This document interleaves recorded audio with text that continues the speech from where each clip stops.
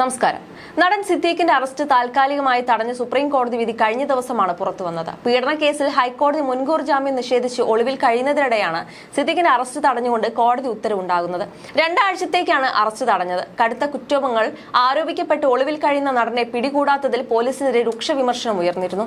കടുത്ത കുറ്റങ്ങൾ ആരോപിക്കപ്പെട്ട സിദ്ദീഖിനെ പിടികൂടുന്നതിൽ അന്വേഷണ സംഘത്തിന് അമാന്തമുണ്ടായോ എന്ന് പോലും ചോദ്യം ഉയർന്നിരുന്നു. സിദ്ദീഖിനെ സംരക്ഷിക്കുന്ന തരത്തിലായിരുന്നു കാര്യങ്ങൾ നീങ്ങിയിരുന്നത്. മാത്രമല്ല, മലയാള സിനിമയിൽ നിന്ന് തന്നെ നിരവധി താരങ്ങൾ താരത്തെ സഹായിക്കുന്നുണ്ടോ എന്ന തരത്തിലുള്ള വാർത്തകൾ വരെ വന്നു. വിവാദങ്ങളുടെ ഒത്ത നടുവിലാണ് നടൻ സിദ്ദീഖ് ഇപ്പോഴുള്ളത്. വർഷങ്ങൾക്ക് മുൻപ് സിനിമയിൽ അവസരം ചോദിച്ച യുവനടിയെ പീഡിപ്പിച്ചു എന്ന കേസിൽ കഴിഞ്ഞ ദിവസമാണ് ജാമ്യം ലഭിച്ചത്.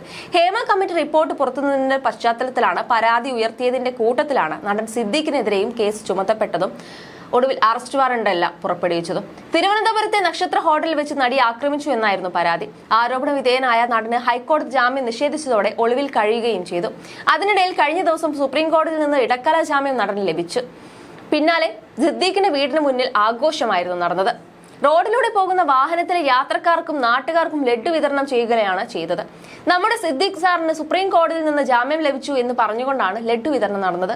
കഴിഞ്ഞ ദിവസം ഉച്ചയോടെയാണ് നടന് 2 ആഴ്ചത്തേക്ക് അറസ്റ്റ് തടഞ്ഞുകൊണ്ട് ഇടക്കാല ജാമ്യം അനുവദിച്ചത്. സിദ്ദീഖ് ഞങ്ങളുടെ അയൽവാസിയും നാട്ടുകാരനുമാണെന്ന് ലഡ്ഡു വിതരണം ചെയ്തയാൾ മാധ്യമങ്ങളോട് പറയുകയും ചെയ്തു. സിദ്ദീഖ് തെറ്റ് ചെയ്തിട്ടില്ല, അദ്ദേഹത്തെ ക്രൂശിക്കാൻ വേണ്ടി ചെയ്ത പണിയാണിത്.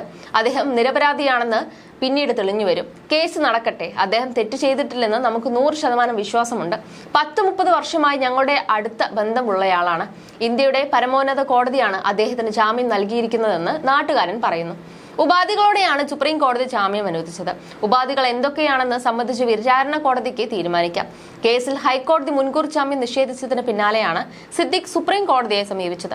2 ആഴ്ചയ്ക്ക് ശേഷം കേസ് സുപ്രീം കോടതി വീണ്ടും പരിഗണിക്കും. വിചാരണ കോടതി മുന്നോട്ട് വയ്ക്കുന്ന വ്യവസ്ഥകൾക്ക് ബാധകമായിട്ടാണ് അറസ്റ്റ് തടഞ്ഞത്. പരാതി നൽകാൻ കാലതാമസമുണ്ടായത് കണക്കിലെടുത്താണ് കോടതി ഇപ്പോൾ ഇടക്കാല ഉത്തരവ് പുറപ്പെടുവിച്ചത്.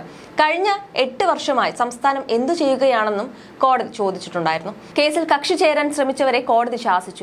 ഇവർക്ക് കേസുമായി ഒരു ബന്ധവുമില്ലെന്നും കോടതി വ്യക്തമാക്കി. അതേസമയം ഹേമ കമ്മിറ്റി റിപ്പോർട്ട് വന്ന സാഹചര്യത്തിലാണ് പരാതി ഇപ്പോൾ നൽകിയതെന്ന് സംസ്ഥാനവും അതിജീവിതയും വ്യക്തമാക്കിയിട്ടുണ്ട്. പ്രത്യേക അന്വേഷണ സംഘം രൂപീകരിച്ച് അന്വേഷണം നടക്കുന്നെന്ന് കോടതിയും പറയുന്നുണ്ട്. സിദ്ദീഖിന് അന്വേഷണവുമായി സഹകരിക്കാൻ കോടതി നിർദ്ദേശം നൽകി.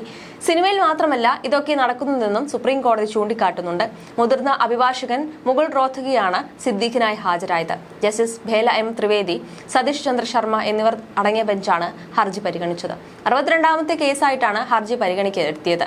Additional solicitor general Aishwarya Bhati സംസ്ഥാനത്തിനായി ഹാജരായി. 365 സിനിമയിൽ അഭിനയിച്ചെന്നും 67 വയസ്സായെന്നും സിദ്ദീഖ് കോടതിയിൽ വ്യക്തമാക്കി. അതുപോലെ തന്നെ പരാതി നൽകിയത് ഏറെ വൈകിയാണെന്നും സിദ്ദീഖ് കോടതിയിൽ വാദിച്ചിരുന്നു. ഹൈക്കോടതി മുൻകൂർ ജാമ്യാപേക്ഷ തള്ളിയതിനെ തുടർന്ന് സിദ്ദീഖ് 6 ദിവസമായി ഒളിവിൽ കഴിയുകയായിരുന്നു. കേസിലെ അന്വേഷണ ഉദ്യോഗസ്ഥയായ SP മെറിൻ ജോസഫ് ഇന്നലെ ദില്ലിയിലെത്തിയിരുന്നു. പ്രോസിക്യൂഷന് വേണ്ടി ഹാജരാകുന്ന അഡ്വക്കേറ്റ് ഐശ്വര്യ ഭട്ടിയുമായി കൂടിക്കാഴ്ച നടത്തുകയും ചെയ്തു. അതേസമയം സുപ്രീം കോടതി മുൻകൂർ ജാമ്യം നൽകിയതോടെ നടൻ സിദ്ദീഖ് അന്വേഷണ സംഘത്തിന് മുന്നിൽ ഹാജരാകുമെന്ന് റിപ്പോർട്ടുണ്ട്. സിദ്ദീഖ് ഉടൻ അന്വേഷണ സംഘത്തിന് മുന്നിൽ ഹാജരാകുമെന്ന് അഭിഭാഷകൻ അറിയിച്ചിരുന്നു. അറസ്റ്റ് തടഞ്ഞുള്ള സുപ്രീം കോടതി ഉത്തരവിന്റെ പകർപ്പ് ലഭിച്ചതിനു ശേഷമായിരിക്കും ഇക്കാര്യത്തിൽ തീരുമാനമെടുക്കുക. SIT മുൻപാകെയാകും ഹാജരാവുകയെന്നാണ് വിവരം.